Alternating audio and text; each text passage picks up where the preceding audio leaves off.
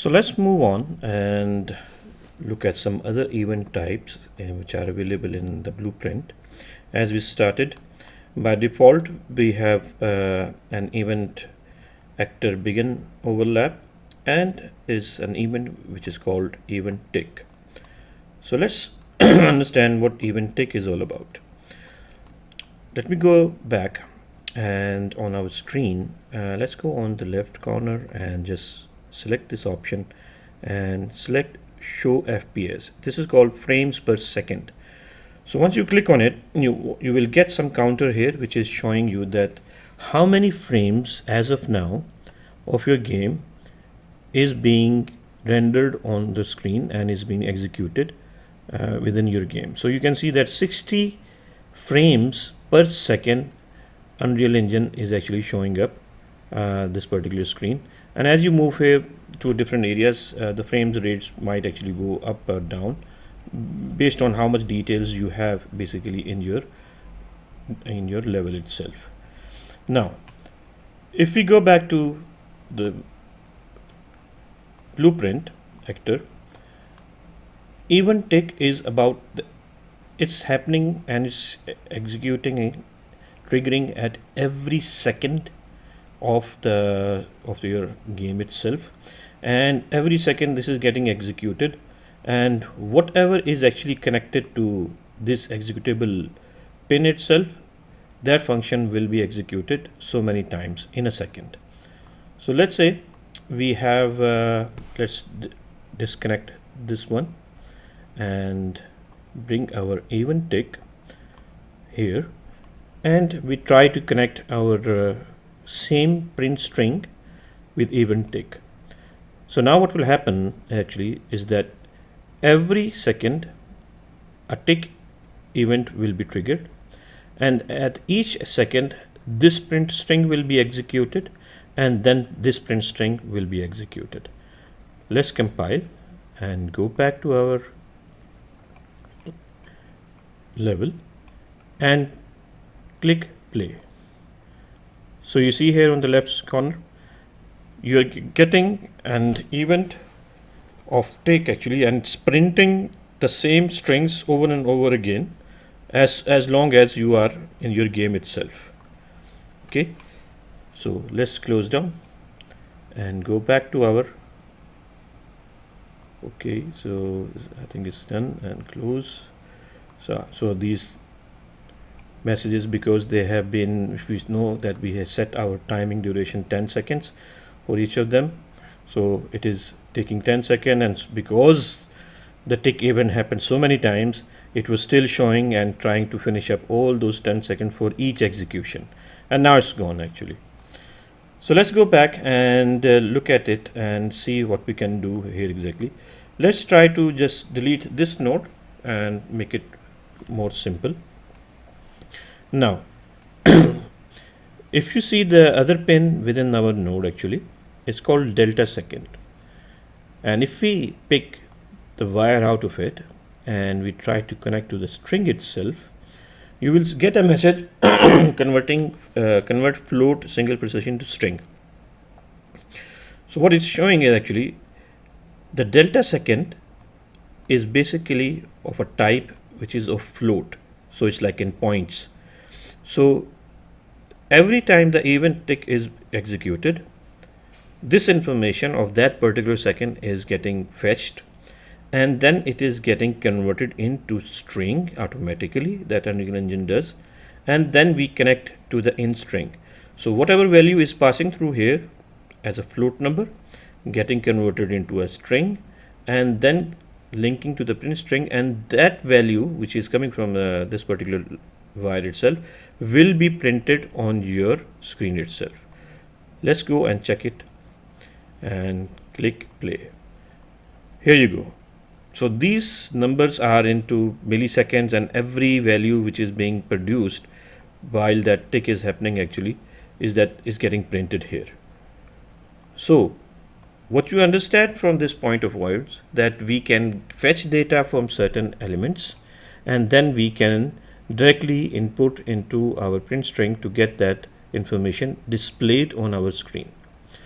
Let's disconnect this particular node itself from the pin. And now I would like to take you to a different understanding, which is a very important aspect of game development. It is called variables. If you go on the left side, under this panel, you will see something called variables. Let's try to click on this particular icon itself. And once you click on it, you will see that we have a variable called new_var_0. This name has been already created by Unreal Engine. However, if you click on it, you can actually change the name of this variable. So let's say we have print. Okay, so let's say string to print. Okay.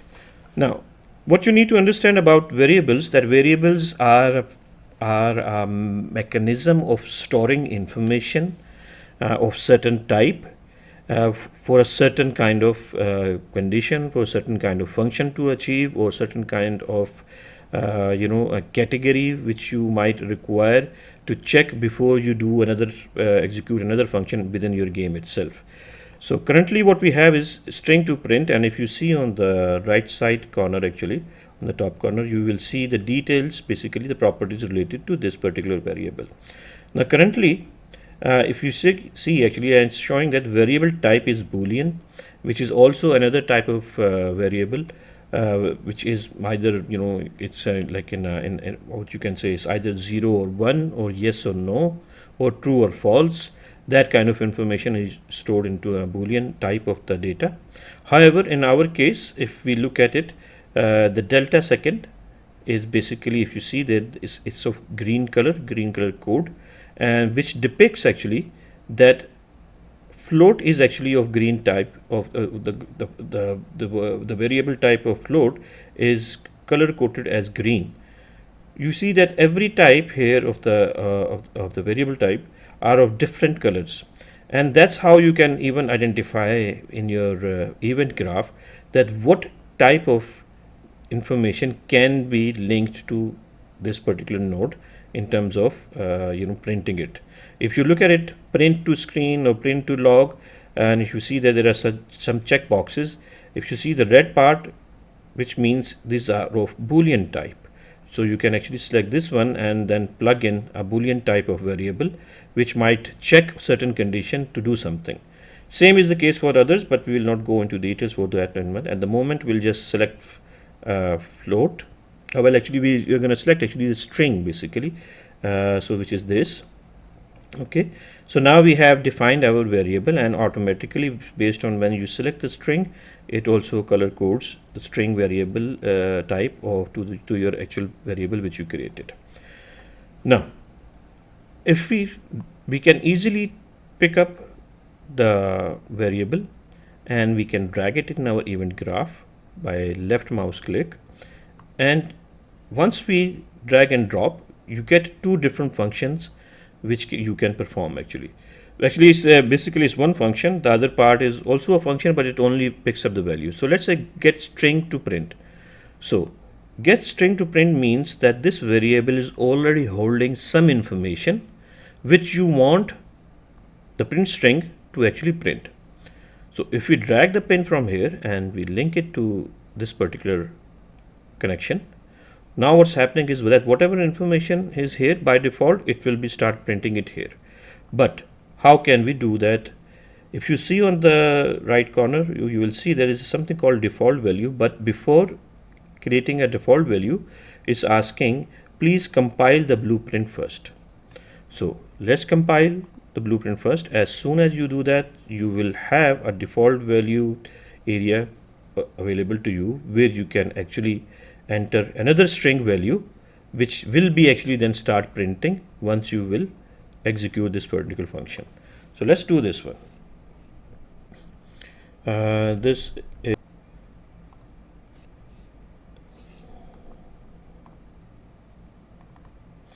okay, so this is k my new information. Fine, so this is my new information. This is the string which we wanted to print, and if we go and compile, once we'll go to the back to our level, and okay, so it is still printing, and I think it's the previous values which are there. Let me close and stop, and let's see. Okay, okay, so now it's, if you see, we have pressed the play. Now it's showing the string which we actually entered into our particular string. Let me just move the duration, like 2, actually this is too much at the moment going on, so it's like 2 seconds. So if I go compile and I'll play, so you see for every tick it is printing the string value which you have entered into your default variable.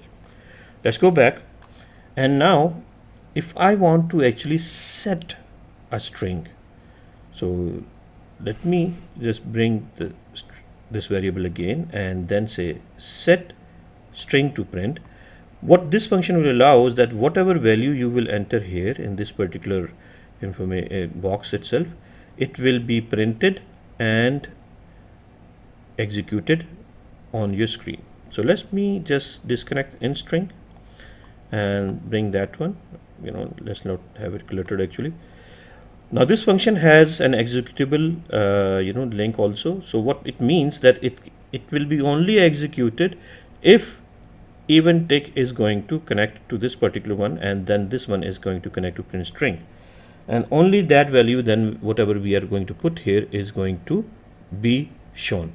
So let's try to bring this particular wire into set, and if you see that once you will do this particular thing, the connection which was already created before between the event tick and the print string automatically disconnects, and it takes this particular flow. So now what you're doing is now you're creating a new flow now, and now if you connect to the print string at this moment, if you see, and if you will try to execute this particular function, it will still print hello, and it will not print anything either which is in the print string default value or anything which is here, because nothing is here. I'll just give you an example. So let's say play as printing hello, which is actually this value, but we want a value which is going to be set in this one, and then we want that to be printed out. So let's say we say this is set,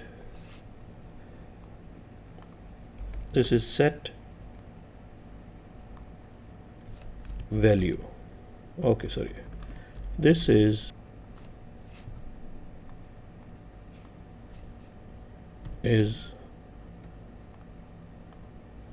set value.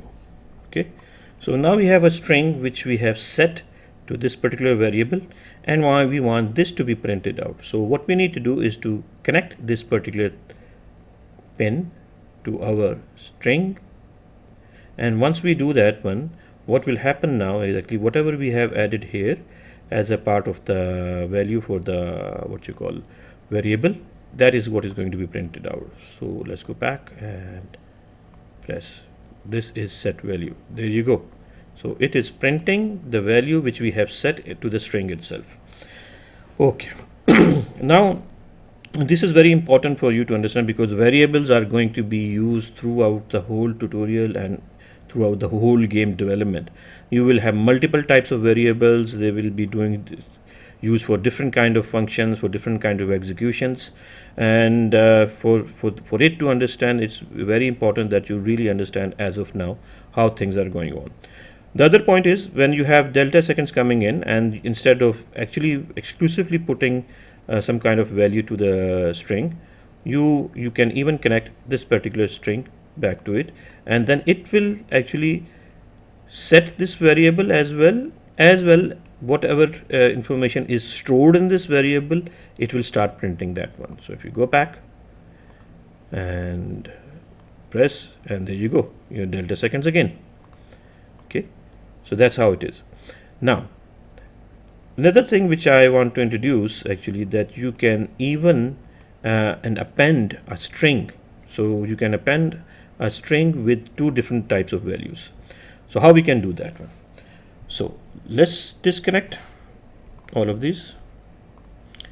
Okay, let's bring it here and let's drag this pin and type append. Fine.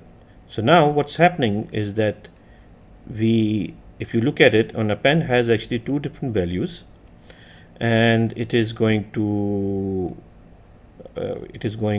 connect those particular string values together, and then whatever return value will come, and if we link into this one, it will print on your screen that particular value. Let's try to see how it can work out.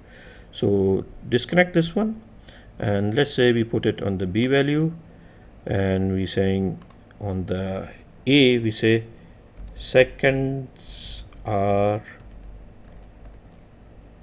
seconds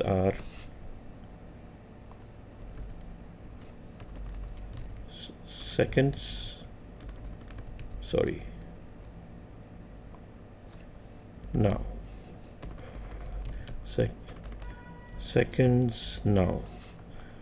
So what will happen now, that the delta value which we are getting, it is changing into a string.